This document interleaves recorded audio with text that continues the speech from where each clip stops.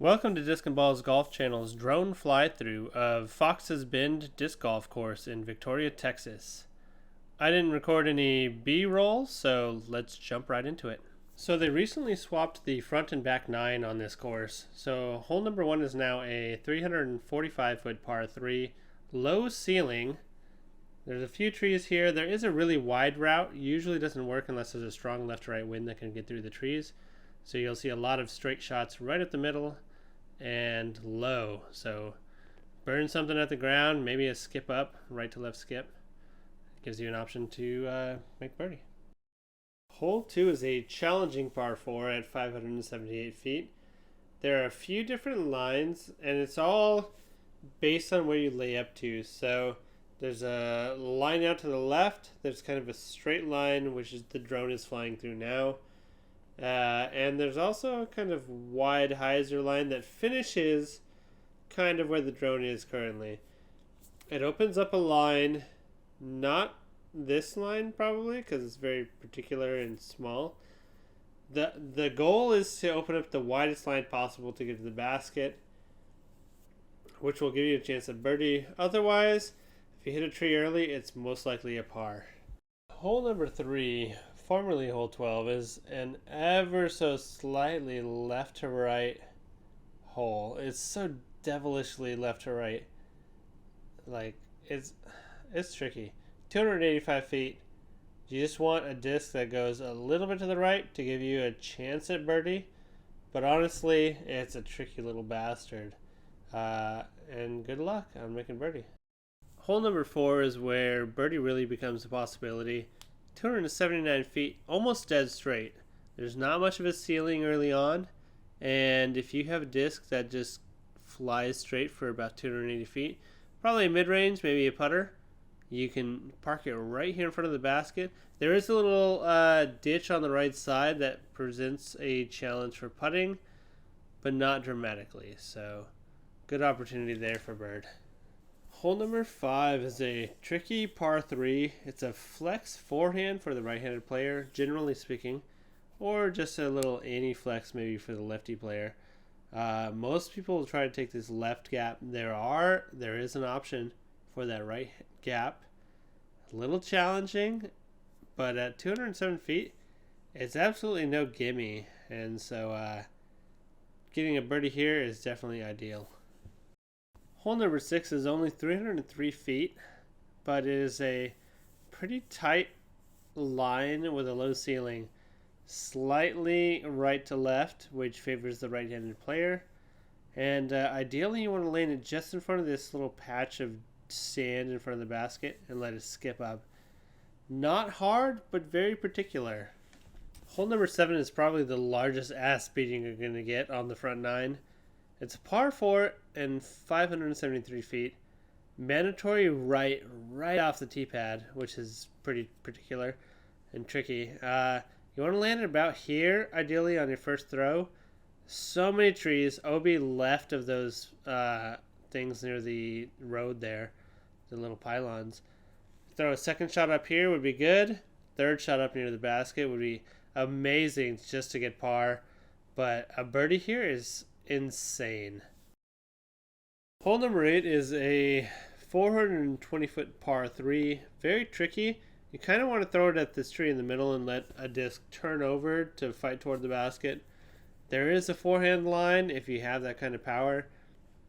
But generally speaking, the drone flight, a little turnover to hard push forward is pretty ideal.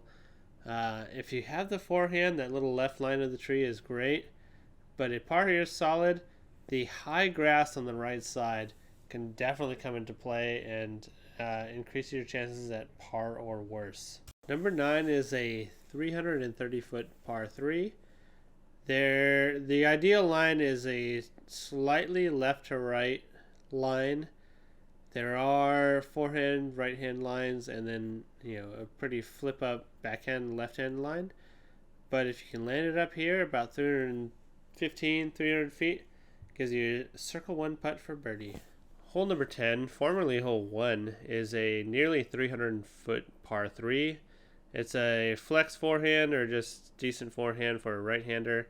Mandatory left of that tree there For a left-handed player, it's pretty much a straight shot as long as you get it under the branch with the Mando tree. Hole number 11 is a 539-foot par 4. It's not super challenging overall, but there is some trickery around the basket. Your drive should get up past these two trees, the one on the right and the one on the left. If you can land it a little bit past, you have probably a little under 300 feet to approach. Anything that gets farther down is amazing. It should make your approach much easier. There is a hazard area where these little pavers are. It's a stroke. You play from where you lie. But that's a good birdie ruiner. Also, OB left if you get a little feisty with your upshot. OB left past the pylons. So challenging but very gettable as far as par 4s go on this course. Hole number 12 is a very brutal par 3, 277 feet. If you want to see how brutal it can be sure to watch my playthrough of it.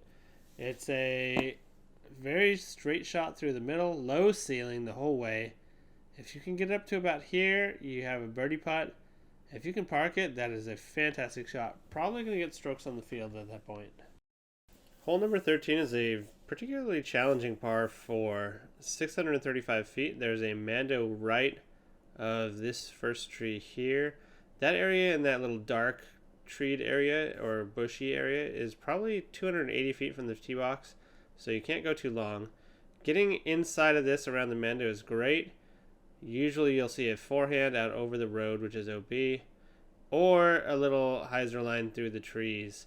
If you can land about here, good birdie opportunity. Anywhere within 40 feet is usually a good approach. Hole number 14 is a tricky par 3. There's this one little, I guess it's a birch or something, I don't know, bastard tree right in front of the tee box there. You want to throw something low that flips up. Right hand or left hand doesn't matter. It's got to flip up. It's got to go pretty straight. Unless you're taking the outside line, which most people don't, it is a very challenging birdie and a solid par to get. Hole number 15 is pretty much a must get at 246 feet. It's usually going to be a right hand flex or a little forehand line. Left-handers have a nice little easy hyzer, which should be an easy hyzer. Pretty straightforward and a very gettable par 3.